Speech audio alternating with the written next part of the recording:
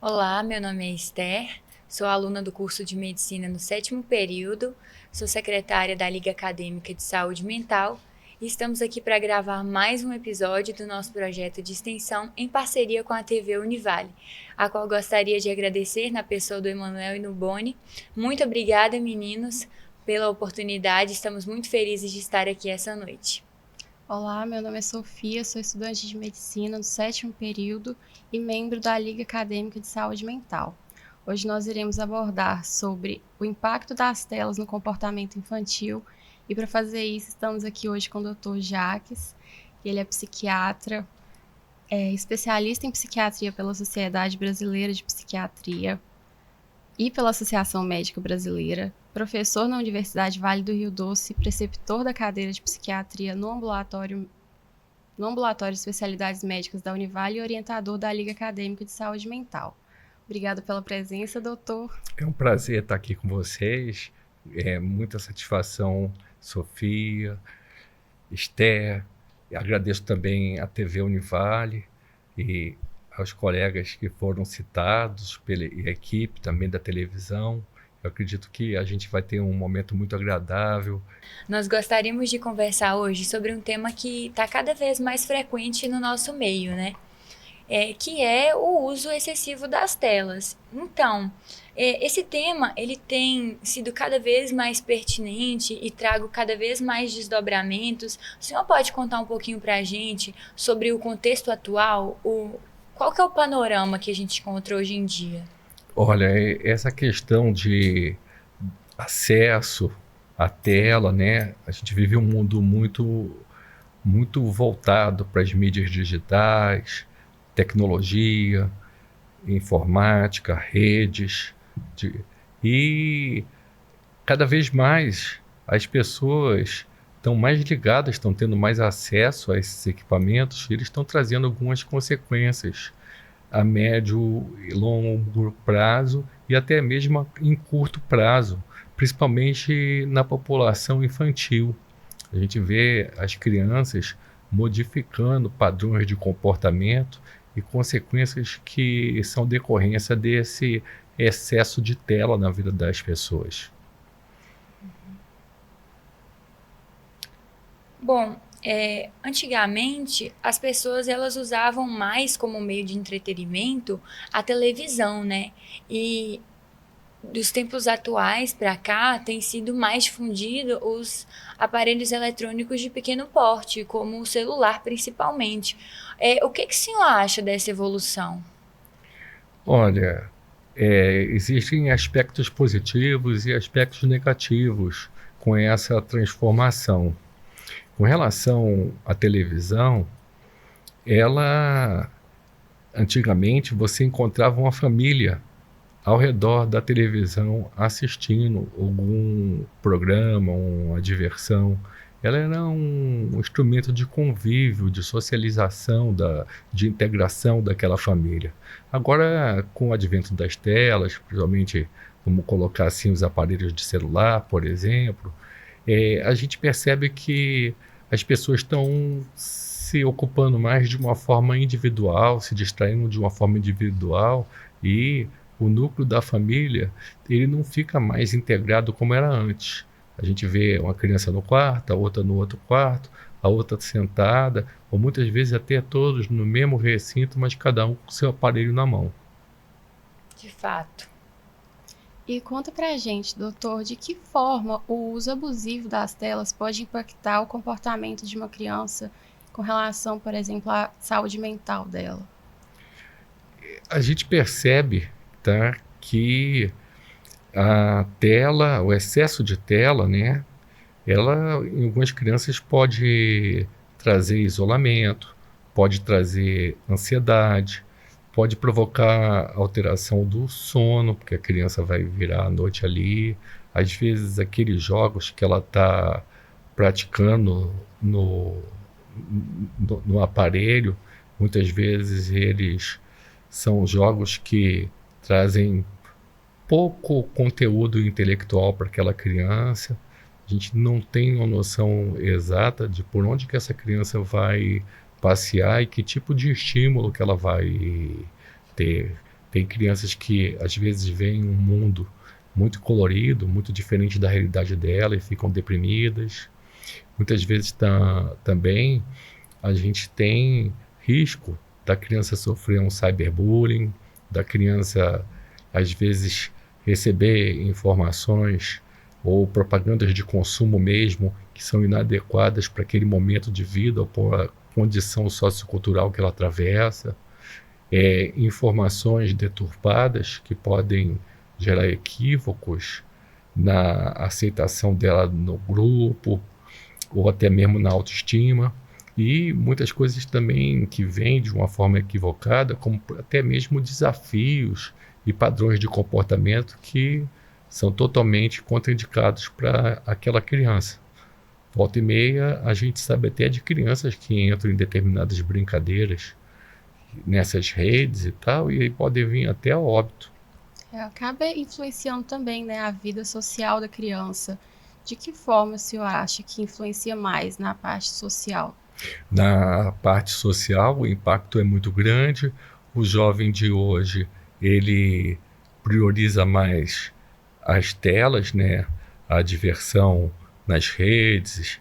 Ele ocupa o tempo dele num prazer que a gente poderia considerar um prazer solitário. Você não vê as crianças jogando bola, você não vê as crianças em atividades físicas, desenvolvendo o seu corpo, desenvolvendo sua psicomotricidade, desenvolvendo o diálogo, a sua linguagem, integração social e, inclusive, gerando sedentarismo, obesidade, abstinência escolar. Muitas crianças viram noites e viram dias e deixam de frequentar a escola ou não fazem as tarefas escolares. A prioridade é a tela, a rede, a internet. Sim, afeta a produtividade como um todo, né, da criança. Sim, sim, até o próprio desenvolvimento neuropsicomotor.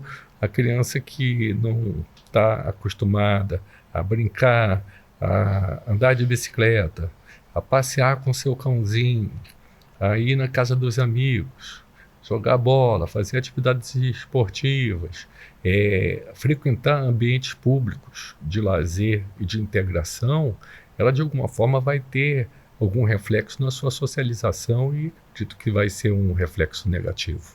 Sim.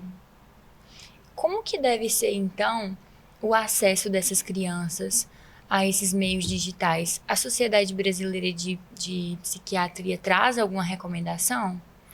Olha, não só a Sociedade Brasileira de Psiquiatria, como a Sociedade de Psiquiatria e a sociedade como toda, ela percebe que esse acesso dessas crianças e dos adolescentes às redes, ele tem que ser um acesso condicionado, supervisionado pela família ou pelos cuidadores, com orientação e progressivo. Uhum. E quanto à faixa etária dessas crianças, tem que ter alguma diferença? Sim, para sim. Crianças menores, Principalmente adolescentes? bebês até 2 anos de vida, por exemplo, não deveriam ter acesso a esse tipo de conteúdo. Eles deveriam estar desenvolvendo a sua linguagem, deveriam estar desenvolvendo a sua psicomotricidade. Não é uma fase boa. Lógico que toda regra tem exceção, né? Pois a criança nessa faixa etária, se ela precisar de falar com o avô, com a avó, com a mãe, por videoconferência, alguma coisa assim, mas ela não deve ser super exposta. De preferência, ela tem que ser estimulada a viver o mundo real e não ficar nesse mundo virtual. Realmente.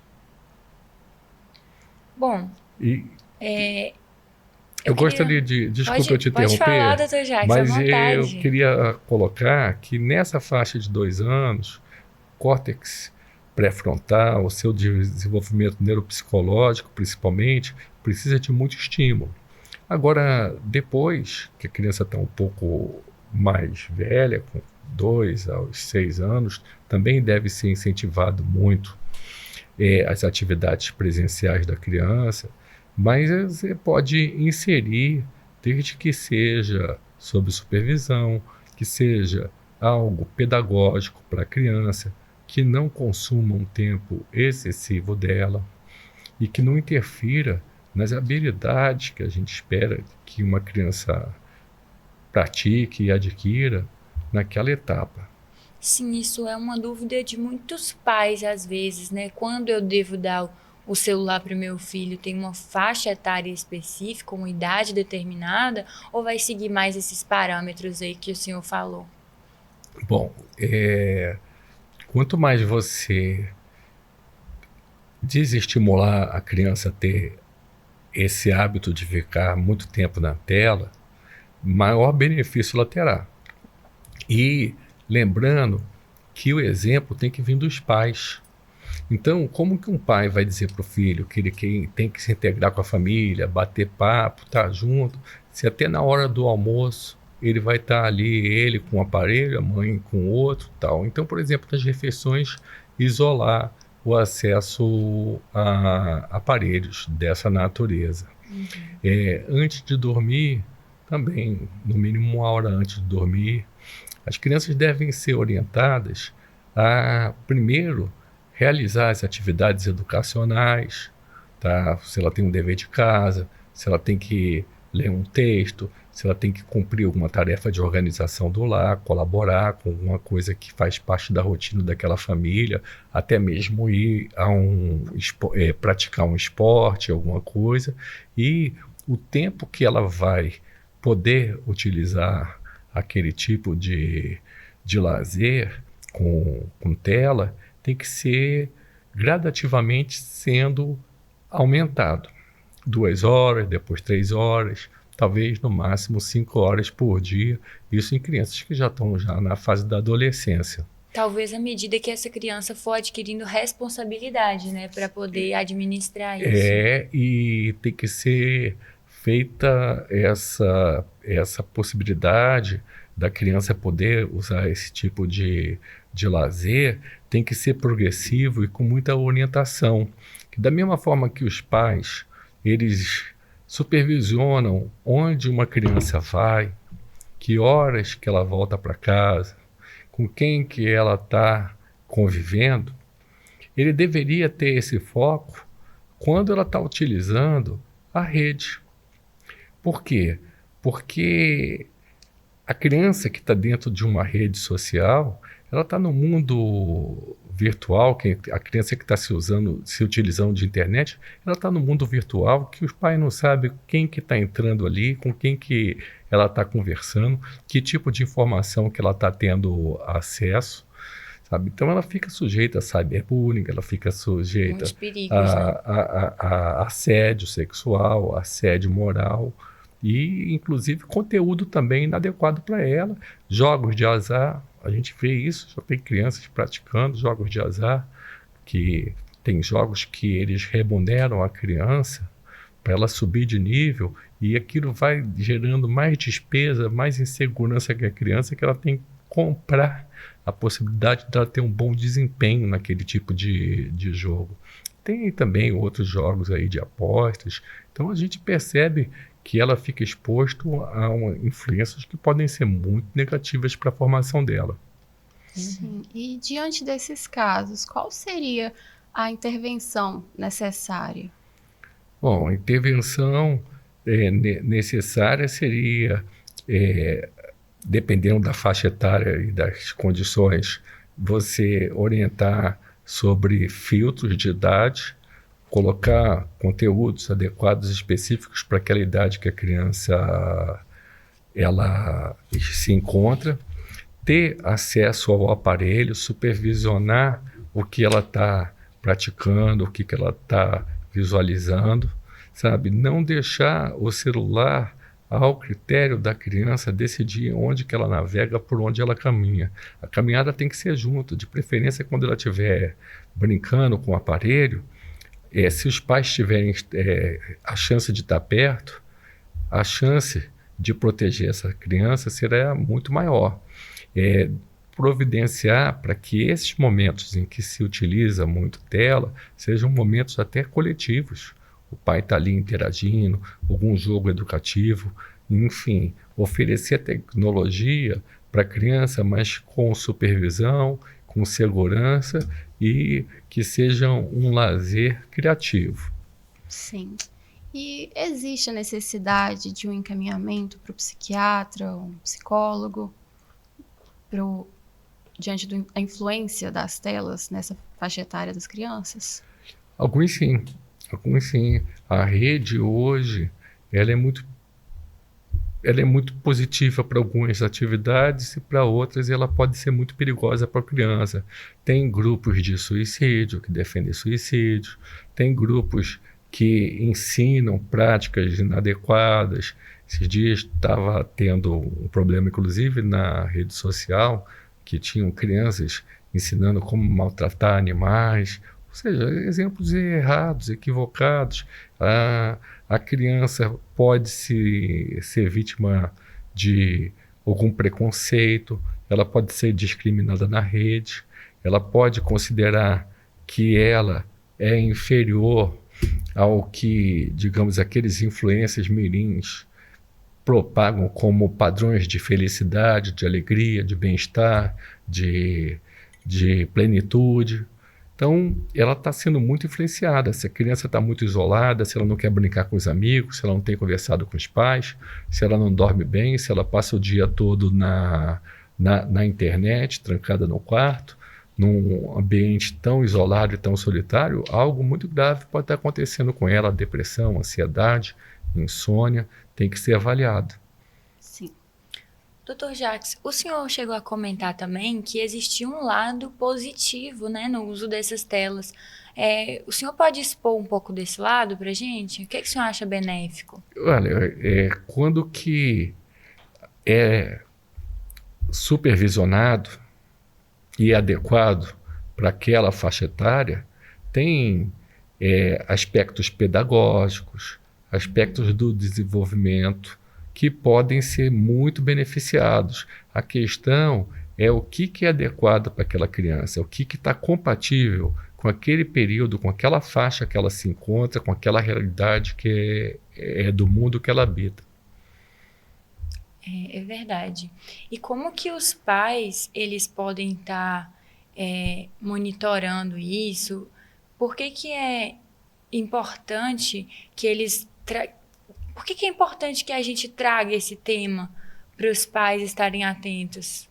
Porque, infelizmente, a gente percebe que muitos pais, talvez até por condições da necessidade de estar trabalhando, extremamente ocupados, eles visualizam como se fosse uma salvação, largar um aparelho na mão do filho para ele se distrair sozinho, para ele não dar trabalho. E a gente tem que estar atento, porque a gente não pode relegar a educação das crianças a esse território sem lei chamado internet. Isso é muito perigoso. Isso é uma porta que está aberta e que está vindo todo tipo de informação sem filtro para uma criança que ainda não tem consciência de tudo que ela está recebendo, não tem crítica, não vai saber entender se ela entrar, por exemplo, em alguma bolha ligada a práticas de violência, práticas de racismo, conteúdo pornográfico. Isso é muito perigoso. Então, o senhor diria que esse debate que a gente está tendo aqui seria importante não só para os pais, mas também para os educadores e profissionais da saúde? Sim, sim. Educadores, profissionais da saúde, a sociedade como um todo, de alguma forma, ela está sofrendo as consequências desse excesso de exposição. A gente tem uma geração muito isolada, uma geração que se comunica pouco. A gente percebe que o jovem de hoje ele já não tem tanta atividade esportiva como antes, as bicicletas já não são tão interessantes quanto ganhar um novo aparelho de celular. Então isso é preocupante. O que está acontecendo? Cadê a atividade física? Cadê o lazer? As crianças, elas preferem muitas vezes, tem eventos, tem festas, as crianças preferem em casa, ficar no computador, na tela, vamos colocar assim, do que se integrar, interagir com os seus pares. É muito comum isso.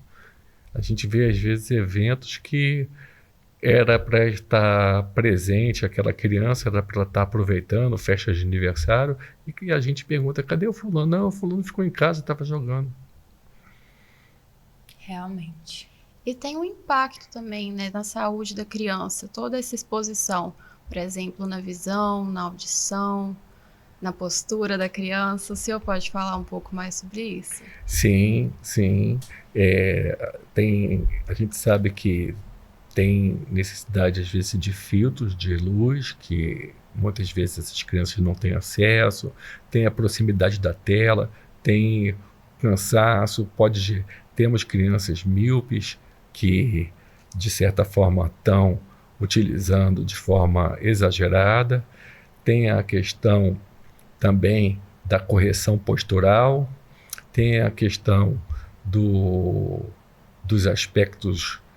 Aos problemas físicos como um todo, né? Impacta até mesmo questões no corpo da ortopédicas, criança. corpo, sedentarismo, obesidade, alterações oculares, Realmente. postura. Dr. Jacques, o senhor tem recebido esse tipo de situações no seu consultório? Sim, sim. Inclusive, por exemplo, o jogo patológico. Eu tenho pacientes que eles passam horas e horas jogando na máquina e sem socialização, sem contato, inclusive muitos até se endividando. Realmente, a gente consegue conferir que essa situação está tomando conta da sociedade de uma forma descontrolada, né? A gente trouxe aqui a abordagem infantil porque é uma questão muito preocupante, né? As crianças, elas são o futuro, elas são a nossa maior preocupação, mas essa situação tem afetado bastante também os adultos. Sim, a gente percebe que a integração social, a interação está sofrendo uma mudança no padrão de funcionamento. Antes as pessoas eram mais sociais, hoje elas são mais virtuais. E quando o adulto se posiciona assim, ele molda um comportamento, quer dizer, ele se torna um modelo de comportamento para as crianças e faz perpetuar essa forma de comportamento, né? Essa forma de ser. Sim, o exemplo tem que vir dos pais, do cuidador, da família, da escola. Agora estão começando a se preocupar com essas questões. Tem uma lei relativamente recente que está tentando limitar o acesso a esse tipo de aparelho dentro de escolas, tentando incentivar as crianças a voltarem na hora do recreio, correr, brincar, pular e não ficar sentadas cada um no seu canto com o seu aparelhinho individual. O senhor tem uma opinião particular sobre isso? Gostaria de compartilhar com a gente? Eu acho que o principal vai ser dentro de casa, os pais, ou os cuidadores, ou os avós, a família, incentivar o convívio presencial, o lazer em conjunto, as refeições em conjunto, as brincadeiras, as gargalhadas, as festas, não permitir que o aparelho funcione ocupando um espaço que é o espaço de dedicação do cuidador, do responsável, do pai, do familiar. Certo. Certo.